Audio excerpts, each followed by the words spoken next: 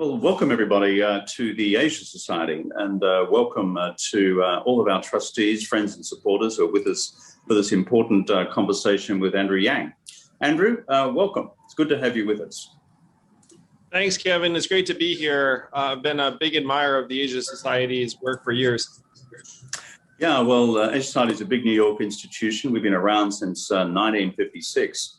And looking at you, I think that's before you were born, my friend, and certainly even before I was born. And so they're doing well. Andrew, your career is known to most of the folks who will be watching this particular presentation and broadcast, so I won't go into it. Must have taken some guts to put your hand up to become the Democratic candidate for the presidency of the United States. Tell me about that decision. That must have been an interesting one. Yes, it was 2017 and Donald Trump had just won the presidency. And like many Americans of any background, I was surprised and shocked at his victory and thought, well, how did this happen? And I concluded that it had happened largely because we had automated away millions of manufacturing jobs in Pennsylvania, Ohio, Michigan, Wisconsin, these swing states that all went to Trump. And I did not believe that, for whatever reason, our political figures or media institutions were talking about that economic transformation that I believed was going to get more and more severe and extreme. And so when I looked at how I could advance meaningful solutions, it was a very, very short list. And I concluded that running for president, believe it or not, because Kevin, this doesn't make any sense, but running for president seemed like the most logical thing to do, even though it was a highly ambitious endeavor that even my friends tried to talk me out of, some of them. And, you know, they were good friends. They were trying to help. But I believed very strongly that I could advance both a sense of where we are as a society and what we can do better. And I'm so thrilled that our campaign grew to the scale it did and had the impact that it's had. Well, yeah, it takes a lot of guts to do these things. And you're right, when you put your hand up for a political office, you got a group of friends who say, that's a great idea. Then your really close friends say, that's a really crazy idea. And then you've got to actually march to the beat of your own drum and do what you think is right. But all power to your arm, given that it's gutsy to stand up as an Asian American and run for the #1 office in the United States of America. So you're now running here in New York. And how's your energy levels holding up in the campaign? My experience of political campaigning is that 1 month out, it's starting to get pretty exhausting. Hey, Kevin, did you run for office? Is that what happened? It sounds like you can relate. Though in my case, there's been one extraordinarily positive development, which is that as we've gotten closer to Election Day on June 22nd, the weather's gotten a lot better. Because if you can imagine campaigning during the winter during COVID, that was very disembodied and not a lot of fun. So now when you're out and about, the city feels much more vibrant and alive. And so that's very energizing. It's hard not to be energized on a day like today. Well, exactly. Even though I'm joining you from Australia, I've been living in New York the last 5 or 6 years.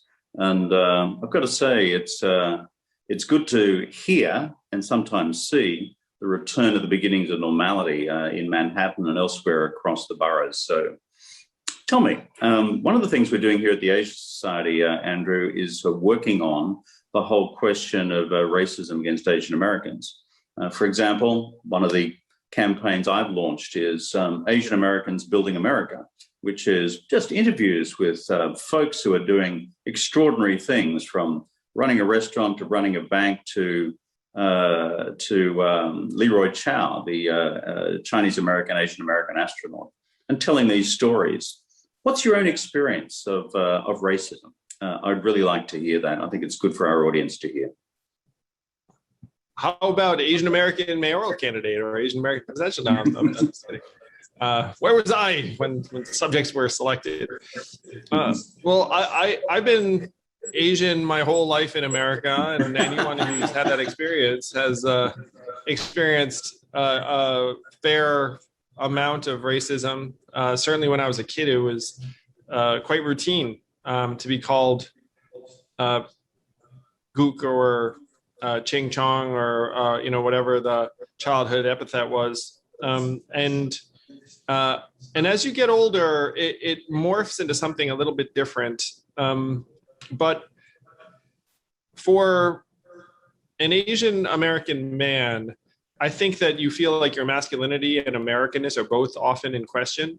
And there's also a sense that you're kind of invisible in certain settings and environments. And Kevin, I have to say that becoming recognizable on the street was a massive shift for me as a person, where during the campaign in 2019, I just started getting recognized on the street all the time. And my wife was like, "We can't take you anywhere," because anywhere we went, then like people started buzzing around or wanting photos. And I confess to being completely bewildered by that experience, because as an Asian man, you're kind of used to being able to blend into the woodwork at will, and losing that ability was a significant adjustment for me. You must have also been impressed by, I listened very carefully to what you said about the racial epithets. I'm Australian, so we've had almost a parallel experience in the United States on these questions. Look, if you can see, I'm not an Asian Australian. My granddaughter is Chinese Australian. My little grandson is Chinese Australian. So my radar is always very keenly wired to any evidence of this stuff anywhere. Have you seen in America at large, I'm talking about New York, America at large, the trend line getting a whole lot worse in the last 12 months because of COVID?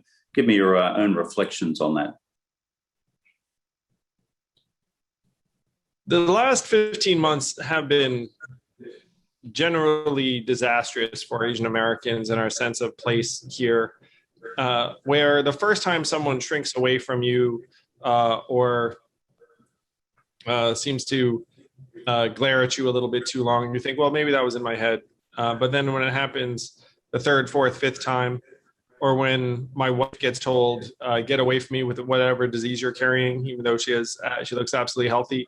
Like when things like this happen, it does speak to the fact that Asian Americans, in my opinion, have gone from being kind of invisible to being quite visible, but the object of a degree of repugnance or animosity. And that's a terrible feeling. It's a terrible sense. I believe that has happened throughout the country because of the coronavirus and its association with people of Asian descent. Yeah, my experience of this in the United States is that when Trump began throwing around the term the Kung flu, this just was a real signal to a pretty ugly element in American society to kind of go for it. And my experience with my friends in the United States, and given I've lived there for so many years now, is that this really gave some sort of legitimization to people's ability to hurl racial abuse. So for those of us who are deeply involved in the lives and work of Asian Americans, our sense of solidarity is with you right now in this important juncture in American history. Turning to the practical and the positive side, Andrew, in terms of what you do about racism in the, let's call it the real world of American politics and life, whether it's nationwide or in New York. Tell me what sort of actions actually matter to change the dial, that is, to move this in a fundamental direction for good. We talk about the problem, but I'm into solutions territory as well as president of the Asian Society. Your reflections on that I'd find really, really valuable. I was profoundly touched when a firefighter who is Italian American came up to me and said, "I hope that you win because I think it would speak to the kind of city that New York is, that we'd elect an Asian American as mayor for the first time." I heard the same thing from a Black man in New York. And that's very, very touching. It has struck me, Kevin, what a powerful signal it would be to have the first Asian American mayor of the city and then have millions of people fly into JFK or drive into New York City and say, "Welcome to New York, Mayor Andrew Yang." I'm not sure how much more of a symbol you could imagine in terms of cementing the place of Asian Americans in New York. And that's the kind of thing I'd like to see happen around the country. I just saw a study that said that Asian Americans are the most underrepresented community in the United States in terms of elective office, which surprised me somehow. But then I realized it's because I probably know most all of the elected officials of Asian American descent. And so because I know them, I think, well, there aren't that few of them. But then when you look at the numbers, it turns out that we are woefully underrepresented. In New York City, as one example, we're approximately 15% of the population. There are 51 city council members. So you would expect there to be 7 or 8 Asian city council members. And instead there are 2. So that's one example that most people can understand. But when you look at solutions in terms of transforming or advancing the way Asian Americans are perceived in America or in New York, I do think that elective office is one mechanism to represent who belongs here and who's American, who's a New Yorker. I think there's a lot of wisdom in this observation. Fortunately, in the Asian Society, we've been the enormous beneficiary of so many prominent Asians and Asian Americans helping our work. Our co-chair is always from Asia, the President Heng Chi-chan, based in Singapore. In New York, our vice chair is Lulu Wang and her wonderful husband, Tony. These folks are intimately involved in everything we do. But elected office is really important. I remember, based on what you just said, Andrew, when I became Prime Minister of Australia, that my first decision was to appoint a Penny Wong as our Minister for Climate Change in that government. And this was the first time we'd ever had an Asian Australian in a cabinet position.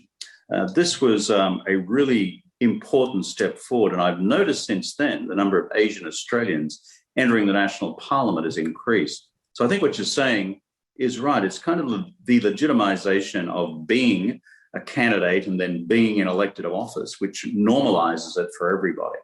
So again, well, thank you for appointing Penny. Thank you for appointing someone to help blaze the trail, Kevin, because as soon as someone saw it, be like, oh, that makes sense. Asian Australian, sure. and then there were more of them. But it takes someone like you to help make it happen at first. Tell me about schools. I mean, in the United States, schools are a combination of state and local government responsibility, depending on where you are. And so obviously there's a federal impact as well. What can we do in school systems across the United States to deal with this in a positive way, with this whole challenge of racism against racism in general? African Americans experience this fundamentally for such a long period of time. But in the current challenges with Asian Americans, have you got any reflections on what the school system can be doing that it's currently not doing? One thing I've heard, which I agree with, and I'm sure most of the people in Asia Society agree with, is that our history should be more reflective of the contributions that different communities have made to American history, including the Asian American community. That could be a real step forward in people having a different sense of what American means, and and the role that people have had. I do think, though, that the racism that we're seeing against the Asian American community, I don't think will be fundamentally addressed by improving our history books, so I want to do that. I mean, I think that's necessary.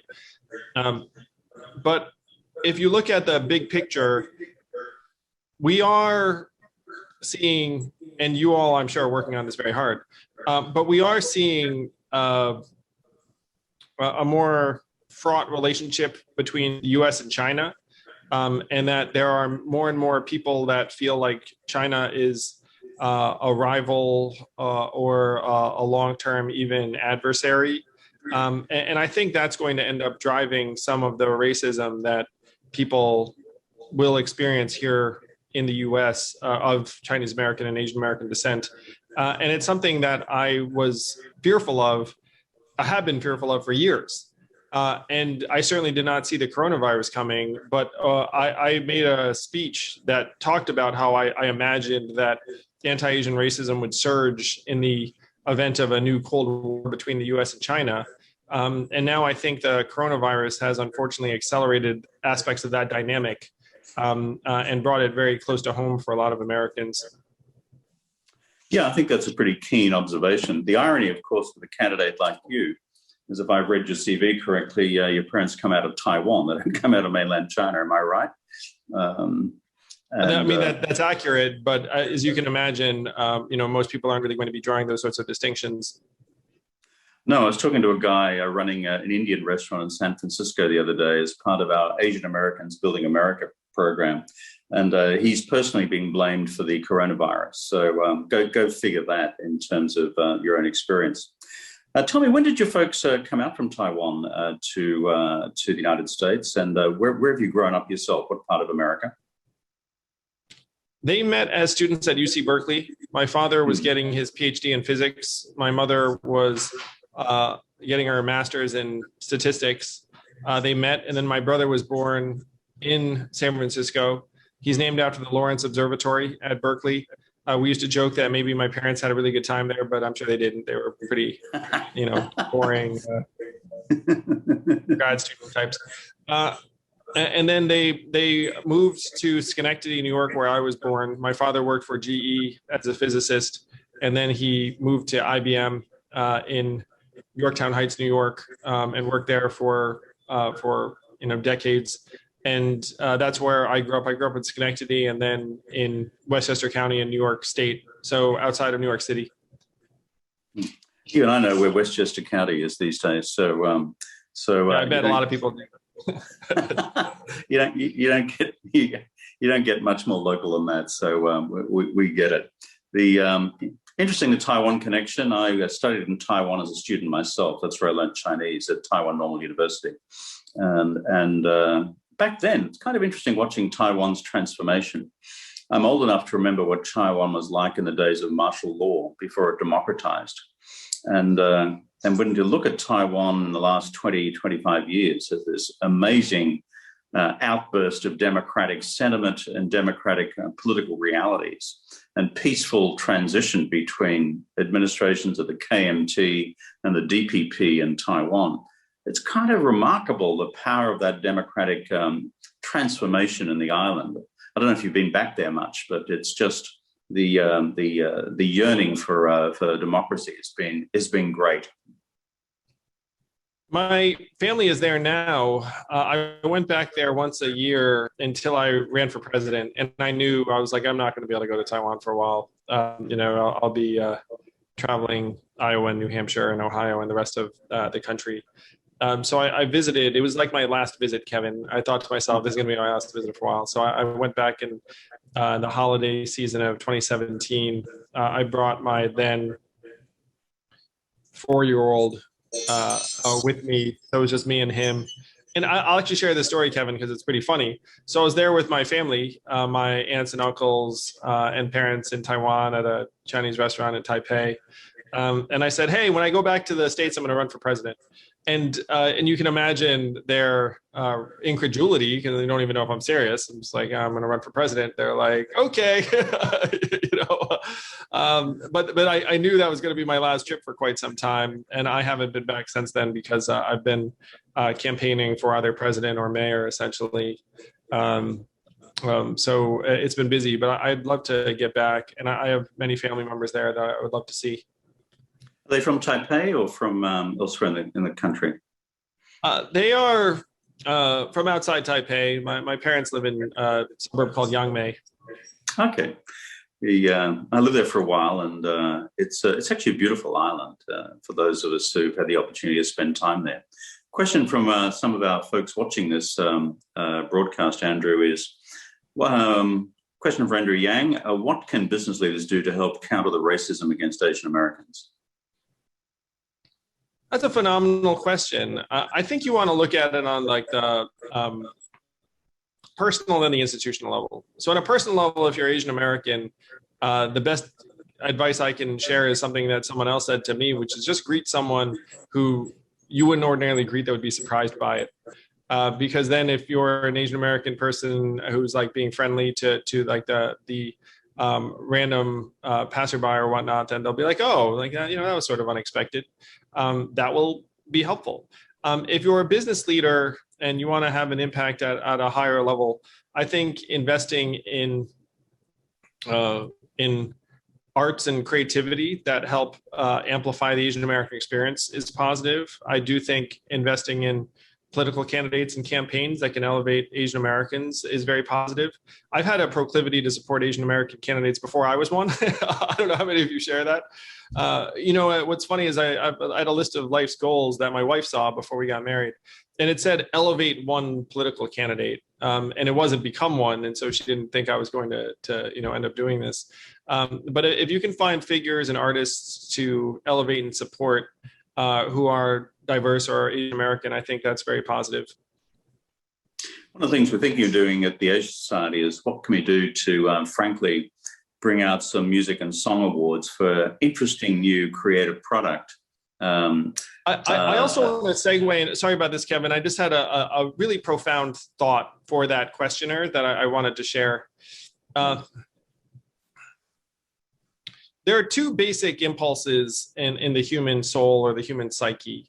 The first is a sense of abundance, which is that good times are ahead. If you do well, that probably helps me too. There's more than enough to go around, optimism, confidence. And then there's an attitude of scarcity, which is we have to make sure and get ours. If something is good for you, it's bad for me. I have to preserve my own self-interest first. And you have to ask yourself which one of those two is winning right now in American life. And I would say it's pretty clear it's a sense of scarcity. It's that a lot of people are driven by that sense of scarcity. And when you have that sense of scarcity, that mindset of scarcity, racism, particularly towards Asian Americans, will rise and be rampant. Like the most fundamental way you can actually address what's driving racism towards Asian Americans in the United States is to replace a mindset of scarcity with a mindset of abundance, with the fact that, look, if Asian Americans are doing well, it's fine with you. Like there's more than enough to go around. There are common problems that we can solve that we all care about. That's what I tried to do and elevate with my campaign. And that's what I think we need around this nation. The fact is, if you go to someone and say, hey, Asian Americans are Americans too, we're people just like you, we love our kids, et cetera, and then that person is struggling, pessimistic, mentally ill even, one of the things that really struck me, and I've been trying to translate this to people, is that half of the attacks against Asian Americans in New York City have been by people with mental illness. And so when we go around and say, look, we should stop Asian hate, which we should, you're in some cases talking about people that are not rational, are not lucid, and should be in environments that are giving them much different levels of support and medication and other things. And so we're treating everyone as if they're rational actors. And the problem is that people are getting progressively irrational. And it's being driven by a lot of things, but it's being driven most prominently, in my opinion, by this mindset of scarcity that's winning. And I think an organization like the Asia Society could help counteract it. If you're a business leader and you're looking to counteract it, this to me is the answer, is that we have to actually introduce a sense and reality of abundance in America. Thanks, Andrew. Thanks for being with us. Thanks, team.